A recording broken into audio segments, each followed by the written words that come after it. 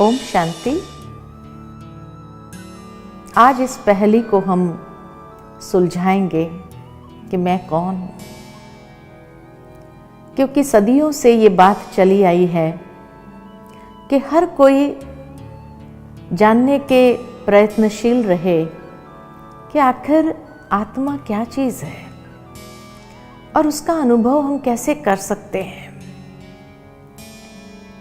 हम भारतवासी इतना तो जरूर जानते हैं, मानते हैं कि आत्मा एक चैतन्य शक्ति है जो अजर अमर अविनाशी है। और क्या जानना है?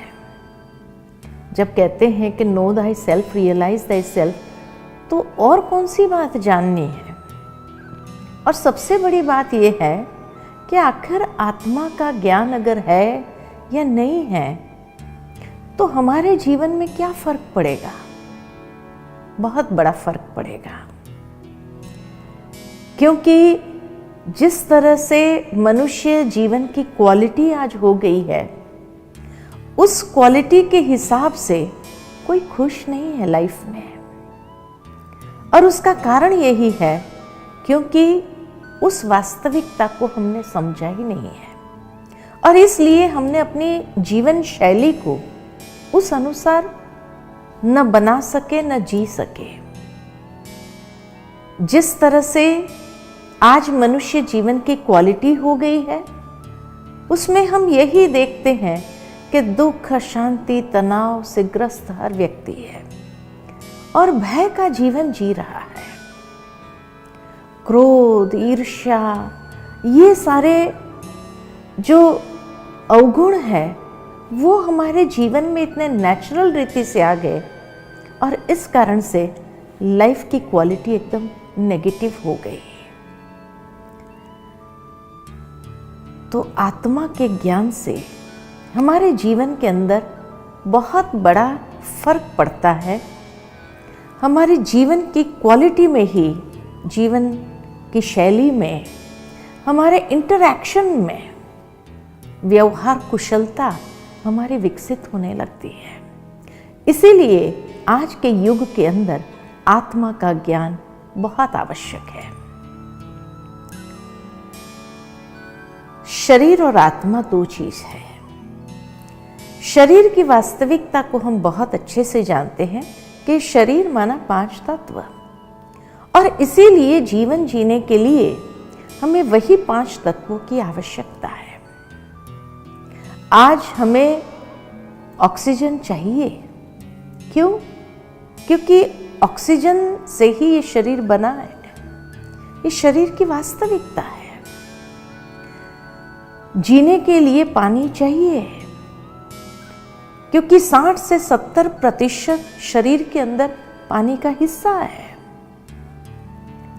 प्रकाश चाहिए, क्योंकि ये शरीर की वास्तविकता है। आज ये 5 तत्व में से एक तत्व भी कम हो जाए तो मनुष्य कितना सफोकेट होता है।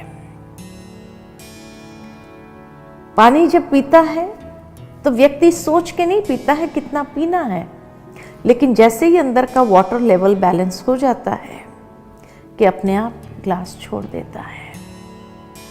ठीक इसी तरह आत्मा को भी जीवन जीने के लिए कुछ चाहिए या नहीं चाहिए? शरीर को तो 5 तत्व चाहिए। शरीर में आत्मा को जीवन जीने के लिए 7 गुण चाहिए। और वो 7 गुण कौन से हैं? इसीलिए आत्मा को कहा जाता है आत्मा सतोगुणी है, द एसेंस ऑफ 7 वैल्यूज। शरीर एसेंस ऑफ 5 एलिमेंट्स है, तो आत्मा एसेंस ऑफ 7 वैल्यूज। और वो 7 गुण कौन से हैं जो हर एक को जीवन जीने के लिए आवश्यक है? सर्वप्रथम हर आत्मा को जीवन जीने के लिए आध्यात्मिक ज्ञान चाहिए। क्यों चाहिए? आज भौतिक दुनिया के अंदर विज्ञान अपनी चरम सीमा पर है, उसके बावजूद भी प्रार्थना में बचपन से हमें यही सिखाया गया, अज्ञान से हमें ज्ञान की ओर ले चलो हे प्रभु। तो जीवन जीने के लिए आध्यात्मिक ज्ञान की आवश्यकता है।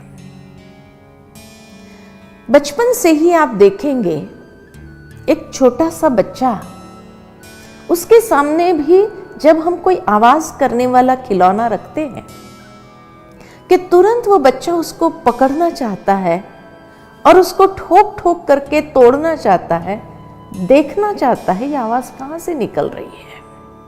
जिज्ञासा जानने की उसी वक्त से आरंभ हो जाती है, क्योंकि आत्मा का निज स्वरूप ज्ञान स्वरूप है। स्कूल में जाने लगते हैं, ये प्रार्थना सिखाई जाती है, lead us from the darkness to the light, अंधकार से हमें प्रकाश की ओर ले चलो। अज्ञानता को अंधकार कहा। कौन सी अज्ञानता से हमें ज्ञान की ओर जाना है? हर मनुष्य जीवन के अंदर सबसे बड़ी अज्ञानता अगर है तो वो है अहंकार। Ego is the greatest ignorance of human life. ये भी कहा गया है, ईगो इज द ग्रेटेस्ट कर्स। अहंकार सबसे बड़ा अभिशाप है। और इसीलिए जब स्कूल में जाते हैं तो जो विद्या हम धारण करते हैं, जो विद्या हम ग्रहण करते हैं, तो विद्या से हमारे जीवन के अंदर विनम्रता आती है, विनय आता है। इसीलिए भगवान से यही प्रार्थना करते हैं कि हे प्रभु, हम अज्ञानता की ओर न बढ़े, ज्ञान की ओर, विनम्रता की ओर ही आउटकम, ज्ञान का आउटकम प्रैक्टिकल व्यवहार के अंदर विनय, विनम्रता है। लेकिन आज मनुष्य जितनी डिग्रीज को हासिल करता जाता है, उतना ही उसका ईगो लेवल बढ़ता जाता है। तो ये ज्ञान हुआ या अज्ञान? किस ओर हम बढ़े? अज्ञानता की ओर ही बढ़े। किसी ने बहुत सही कहा है, अगर सारे संसार के ज्ञान की पुस्तकों को इकट्ठा किया जाए और उसकी होलिका जलाई जाए तो the heat produced is more than the light. और सही में आज यही हो गया है कि मनुष्य ने जो ज्ञान हासिल किया उससे अहंकार की गर्मी जरूर बढ़ गई है, व्यवहार में रोशनी नहीं आई है। इसीलिए कहा, अज्ञान से हमें ज्ञान की ओर ले जाओ। ये मेरी वास्तविकता है। ज्ञान माना ही समझ। उस समझ को जब हम व्यवहार के अंदर ट्रांसलेट करते हैं, ले आते हैं, तब व्यवहार कुशलता हमारी बनती है। लेकिन उसके साथ साथ दूसरा गुण है पवित्रता। आत्मा अपने ओरिजिनल स्वरूप में बहुत प्योर और इनोसेंट है। एक छोटा बच्चा जब जन्म लेता है, कितना निर्मल है, पवित्र है, एकदम प्योर, इनोसेंट। ये हमारी वास्तविकता है। लेकिन जैसे जैसे एक बच्चा बड़ा होने लगता है, वो उस वास्तविकता से दूर हटता जाता है और अशुद्धियों को अपने अंदर भर लेता है। आत्मा का ओरिजिनल स्वरूप बहुत प्योर स्वरूप। इसीलिए जहां पवित्र वातावरण होता है और उस पवित्र वातावरण के संपर्क में भी हम आते हैं, सुकून का अनुभव करते हैं। तभी तो इंसान मंदिर जाता है। मंदिर क्यों जाता है? उस पवित्र वाइब्रेशंस में जब प्रवेश करता है तो आत्मा को जैसे शीतलता, शांति, सुकून का अनुभव होता है। उस पवित्रता को अगर हम अपने भीतर से उजागर करें तो हमारे जीवन के अंदर कितनी शीतलता, शांति, सुकून आने लगे। जहां ज्ञान है, पवित्रता है, शुद्धि है, उसी संबंध में प्रेम पनप सकता है। जहां अहंकार हो, साथ ही साथ अशुद्धि हो, उस संबंध में कभी प्रेम नहीं पनप सकता है। और इसीलिए आज व्यक्ति प्रेम की चाहना रखता है, लेकिन बाद में जैसे ही पता चलता है कि ये संबंध तो स्वार्थ के आधार पर है, तो व्यक्ति कितना निराश हो जाता है, सोचता है स्वार्थ के बिना कुछ हो ही नहीं सकता है। आज की दुनिया है ही स्वार्थ के आधार पर, कितना स्वार्थ आ गया है। तभी तो किसी ने सही कहा, 2.5 अक्षर प्रेम का पढ़े सो पंडित होए। लेकिन अफसोस हम 2.5 अक्षर प्रेम का नहीं पढ़ पाए, और प्रेम के बदले क्या जीवन के अंदर हासिल किया। आज एक बच्चे को भी प्यार चाहिए, तो बड़े बुजुर्गों के साथ भी जब कोई प्यार से व्यवहार करता है तो उन्हें अच्छा लगता है। ये नहीं कि बड़े बुजुर्गों ने सारा जीवन बहुत प्यार पाया, इसलिए अभी बुढ़ापे में प्यार नहीं मिला तो चलेगा। नहीं, हर इंसान को प्यार चाहिए। जहां ये तीनों है, अंडरस्टैंडिंग है, शुद्धि है, प्रेम है, वहां शांति है। मेंटली व्यक्ति रिलैक्स्ड होता है। लेकिन आज की दुनिया में कोई प्यार से बात करता है ना, तो भी लोगों को टेंशन होने लगता है। पूछो भाई क्या बात है, तो यही कहेंगे अरे ये व्यक्ति इतना प्यार से बात कर रहा है ना, यही टेंशन क्रिएट कर रहा है। पूछो प्यार से बात कर रहा है, फिर टेंशन क्यों होना चाहिए? तो क्या कहते हैं, अरे ये प्यार से बात करने के पीछे भी कोई ना कोई मतलब जरूर होगा, तभी आज इतना प्यार से बात कर रहा है, नहीं तो इतना प्यार से कहाँ बात करता है। घर में भी एक छोटे बच्चे को अगर माँ बड़ी प्यार दुलार करने लगे, बच्चा भी कह देता है आखिर मतलब क्या है, बता दो क्या काम करवाना है। माना एक बच्चा भी समझ जाता है कि जरूर आज मम्मी को कोई मतलब है, तभी इतना प्यार से दुलार दे रही है, प्यार कर रही है। तो मेंटल रिलैक्सेशन, शांति, ये चौथा गुण है। इसीलिए हर इंसान आज शांति की खोज में है। शांति चाहिए, मेंटल रिलैक्सेशन चाहिए। वातावरण की शांति नहीं चाहिए, स्मशान की शांति नहीं चाहिए, लेकिन कर्म करते हुए, व्यवहार में रहते हुए जीवन के अंदर मेंटल रिलैक्सेशन कैसे हो, ये हर आत्मा चाहते हैं। जहां ये चारों बातें हैं, ज्ञान है यानी विनम्रता है, शुद्धि है, प्रेम है, अनकंडीशनल लव, निस्वार्थ प्रेम, शांति है, वही सच्चा सुख होता है। नहीं तो आज व्यक्ति सुख की खोज में या सुख की चाहना में कितना भाग रहा है, कहीं से थोड़ा सुख मिल जाए। आज व्यक्ति धन कमा रहा है कि सुख शांति से जी सके, धन आ जाता है। लेकिन अगर कोई अमीर से पूछा जाए सुख शांति आ गई, तो यही कहेंगे भगवान की दया से सब कुछ है, लेकिन यही नहीं है। तो सुख की चाहना में कितनी भौतिक साधन अपना लिए, सुख सुविधाओं को अपना लिया, लेकिन उसके बावजूद भी सुख नहीं आया।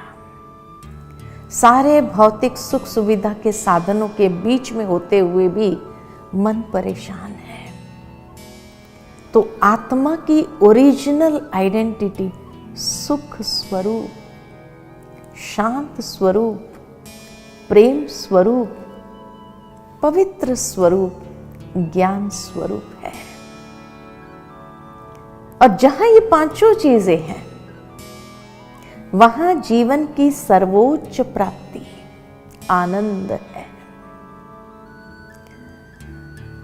आत्मा को कहा ही जाता है सत्य चित आनंद स्वरूप। आत्मा का सत्य स्वरूप उसकी चैतन्यता की अभिव्यक्ति आनंद से है। लेकिन आज आनंद तो छोड़ो, उसका फर्स्ट स्टेप खुशी भी कहाँ है? खुशी का अनुभव करने के लिए भी लोगों को लाफिंग क्लब्स ज्वाइन करना पड़ता है, बगीचे में जाकर हंसना पड़ता है। घर में आते हैं तो वो खुशी गायब। घर में अगर गलती से व्यक्ति को कोई बात याद आ जाए और मुस्कुराने लगे तो सबसे पहले तो घर वाले ही पूछते हैं, क्या बात है, आज इतना खुश नजर आ रहे हो। और अगर वो व्यक्ति डिस्क्लोज करना न चाहे और कह दे बस ऐसे ही क्यों खुश नहीं हो सकते हैं, तो घर वाले कहते हैं दिमाग ठीक है। ये हालत हो गई। आज व्यक्ति ऑफिस में जाते हैं मुस्कुराता हुआ चेहरा लेकर के, तो सब इशारा करने लगते, क्या बात है, आज तो बड़ा खुश है, जो काम करवाना है करवा लो। लोग एडवांटेज लेना चाहते हैं, इसलिए भी व्यक्ति थोड़ा टाइट होकर के जाता है। खुशी में रहना चाहता है लेकिन खुश रह नहीं पाता है। कितनी जगह एंटरटेनमेंट के लिए जाता है कि कहीं से थोड़ी घड़ियों के लिए खुशी मिल जाए, लेकिन कभी कभी एंटरटेनमेंट के लिए गए, हॉलीडे के लिए गए और वहाँ किसी के साथ ईगो क्लैश हो गया, झगड़ा हो गया, सारा मज़ा ही किरकिरा हो गया, वापस आ जाते हैं। वो इफेक्ट कितना दिन तक रहती है। और जहां ये 6 चीजें हैं वहां आत्मशक्ति, विल पावर। आज विल पावर तो छोड़ो, कॉन्फिडेंस लेवल खत्म होता जा रहा है। एक बच्चा स्कूल में जाता है, एग्जाम जैसे ही सामने आता है पेपर, सब कुछ भूल जाता है, नर्वस हो जाता है, कॉन्फिडेंस लेवल गायब। ऐसा क्यों हो रहा है? क्योंकि ये 6 गुण नहीं है, ये 6 शक्ति है। ज्ञान की शक्ति, पवित्रता की शक्ति, प्रेम की शक्ति, शांति की शक्ति, सुख की शक्ति, ये सब शक्तियां हैं। और जब ये सारी शक्तियां हैं तो आत्मशक्ति, विल पावर है। तो ये 7 गुण, ये आत्मा की वास्तविकता है। इसीलिए कहा know thyself, realise thyself. अपने आप को जानो, अपने आप को पहचानो। लेकिन हम अपने आप को जान ही नहीं पाए, और इसलिए कभी कभी मनुष्य जीवन में सोचता है कुछ मिसिंग है, सब कुछ है, लेकिन फिर भी ऐसा लगता है कुछ मिसिंग है। ये 7 गुण, ये आत्मा की वास्तविकता है। जब उस कॉन्शियसनेस में हम रहते हैं तो जैसे कंप्लीट हो जाते हैं, क्योंकि उसकी अभिव्यक्ति हमारे जीवन में होने लगती है।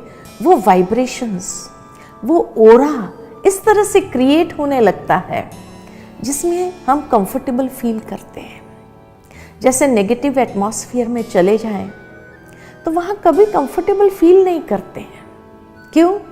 क्योंकि आत्मा के ओरिजिनल आइडेंटिटी से विरुद्ध, विकृत दिशा में है, तो कैसे कंफर्टेबल फील करेंगे? इसीलिए मेडिटेशन माना it's a journey back to the real self, अपनी वास्तविकता के तरफ जाने की एक यात्रा। और इसीलिए मनुष्य ने उसको अनुभव करना चाहा। गीता के 2 अध्याय में भी भगवान ने अर्जुन को यही कहा, हे अर्जुन, स्वधर्म को देख करके भी तू भय करने योग्य नहीं है। तुम अपने स्वधर्म में स्थित हो जा। स्वधर्म सुख देता है, पर धर्म दुख का कारण है। पर धर्म माना कोई दूसरे दैहिक धर्म की बात नहीं है, लेकिन आत्मा स्व का धर्म, शांति, प्रेम, आनंद, शक्ति, ये हमारी ओरिजिनल आइडेंटिटी है। उससे पर काम, क्रोध, लोभ, मोह, अहंकार, ईर्ष्या, नफरत, ये 7 अवगुण आ गए हैं। तो पर धर्म ये दुख का कारण है। जब हम काम, क्रोध, लोभ, मोह, अहंकार के वश होते हैं, यही तो दुख का कारण है। इसीलिए स्वधर्म में स्थित हो जा, यही सुख का आधार है। दूसरे शब्द में कहे तो ये 7 गुण ये आत्मा की बैटरी है, लेकिन आज के युग में ये बैटरी कंप्लीटली डिस्चार्ज हो गई है। तो ये बैटरी को हम चार्ज कैसे करें? मेडिटेशन चार्जर है, लेकिन खाली शांति में बैठ जाने से कोई चार्ज नहीं हो जाते हैं।